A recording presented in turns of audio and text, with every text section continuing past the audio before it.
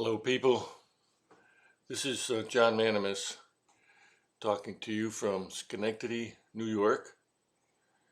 And I want to talk today about our desperate need for volunteers, for nonviolent revolutionaries to graduate from being an activist to being a responsible citizen who actually does what needs to be done.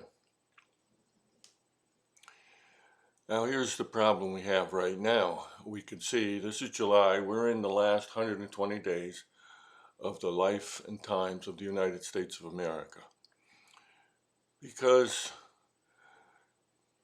open-eyed and open-minded observers can see that what's going on here is our insane President Trumpolini is doing what he does best. He's using the available material to promote chaos. He thrives on chaos and he uses chaos to get what he wants. He's done it all his life. And he is actually using the coronavirus and using the deaths of thousands of Americans for his own selfish purposes. He's using the coronavirus and the Black Lives Matter movement to create chaos in America, people who can't go to work, children who can't go to school. And this will enable him, he thinks, to declare martial law and postpone the election. I'm not the only one to predict that. That is the plan that has been hatched in the mind of Trumpolini. So that certainly is what could happen, but there's something else that could happen. You, non-voters of America, you can make America responsible again. You can make the destiny of American democracy, the destiny of your country, your responsibility. You could take it on. You can say to yourself, it's up to me. And you can be a nonviolent volunteer to be a presidential elector for the Real Democracy Party and my candidacy, John Manimas, because when you write in John Manimas, you're voting for elections reforms. To do this, all you have to do is be a person who believes, as I do, that voter suppression in the United States of America, which is supposed to be the greatest democracy in the world, is absolutely absurd and ridiculous and just unacceptable. So we have to end voter suppression. And also political party suppression, which has been going on for the last 120 years with our two-party system where everybody who gets elected at the federal and state level is elected by between 30 and 33% of the voters. So we've had minority rule protected for 120 years. We have to reform our election system to assure that we have majority rule, because that's what a democratic republic is. A body politic, a political body that has majority rule and makes decisions by majority rule, because everybody who's affected by decisions should participate in those decisions. That's the fundamental principle of democracy. The fundamental principle of democracy is not some belief that the people will always make the wisest decision. No, that's not what's expected. The reason we are committed to democracy is because the people, all the people who are impacted and affected by political and economic decisions should participate in their decisions. And that's why we elect representatives. So what could happen is people could hear this call, good citizens, volunteer to be presidential electors. We desperately need them, especially in the states of Maine and Nebraska, also in New York, Florida, and Ohio.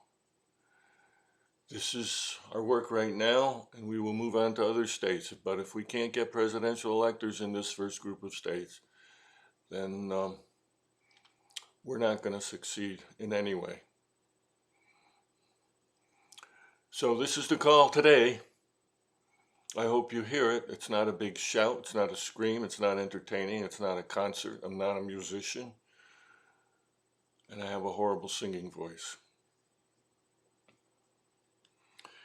It's okay for you to march and carry signs, as long as you understand it's not going to cause change. We had a civil war between 1860 and 1865, and the changes that were supposed to happen after that war was over more than 170 years ago haven't happened yet. So you see the protest and the marching and the signs and the screaming and the yelling and the getting together and the venting and calling out for justice. It's nice and it's good and it has to be done. But it's only the first step. Non-voters have to wake up. Non-voters have to participate. Non-voters have to save our country by becoming responsible. Not an activist, but you have to do something that means you are participating and taking power. You are taking the power of government. That's what we do when we vote. We select the people to exercise the power of government. Sometimes you have to be the one who exercises the power of government. So you don't have to run for office. All you have to do is say, okay, I'll do it. I'll be a presidential elector from the state of Maine or Nebraska or the other states, many states where we need volunteers. Thanks for listening. In the immediate future, I intend to make a few short videos about economics, and I think you'll be surprised how our economic system really works. Let me give you a little hint. The 10 Commandments can fit on 1 or 2 pages. The Bill of Rights can fit on 1 or 2 pages. Our Constitution fits on approximately 30 to 35 pages when it's printed out. These are rules to live by. Now, we have rules for taxes too. There's a set of rules for taxes in America called the IRS Code, the Internal Revenue Code. All the rules and regulations that determine who will pay taxes, how much they'll pay, when they pay, how they pay, and where the money goes, who gets to keep their money and who gets to give it to the government by law. And that Internal Revenue Code is 5,300 pages. It's interesting, isn't it?